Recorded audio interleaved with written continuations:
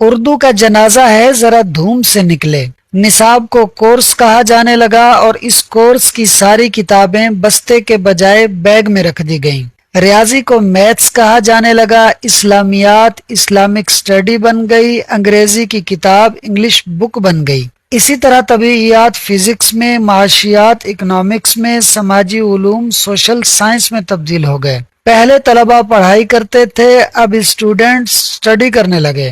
پہاڑے یاد کرنے والوں کی اولادیں ٹیبل یاد کرنے لگیں۔ اساتذہ کے لیے میز اور کرسیاں لگانے والے ٹیچرز کے لیے ٹیبل اور چیئرز لگانے لگے۔ داخلوں کی بجائے ایڈمیشنز ہونے لگے۔ اول، دوم اور سوم آنے والے طلبہ فرسٹ، سیکنڈ اور تھرڈ آنے والے اسٹوڈنٹ بن گئے۔ پہلے اچھی کارکردگی پر انعام ملا کرتے تھے، پھر پرائز ملنے لگے۔ بچے تالیاں پیٹنے کی بجائے چیئرز کرنے لگے۔ یہ سب کچھ سرکاری اسکولوں میں ہوا ہے، باقی رہے پرائیویٹ اسکول تو ان کا پوچھیے ہی مت۔ ان کاروباری مراکز تعلیم کے لیے کچھ عرصہ پہلے ایک شعر کہا گیا تھا، مکتب نہیں دکان ہے بیوپار ہے، مقصد یہاں علم نہیں روزگار ہے۔ اور تعلیمی اداروں کا رونا ہی کیوں رویا جائے، ہمارے گھروں میں بھی اردو کو یتیم اولاد کی طرح ایک کونے میں ڈال دیا گیا ہے۔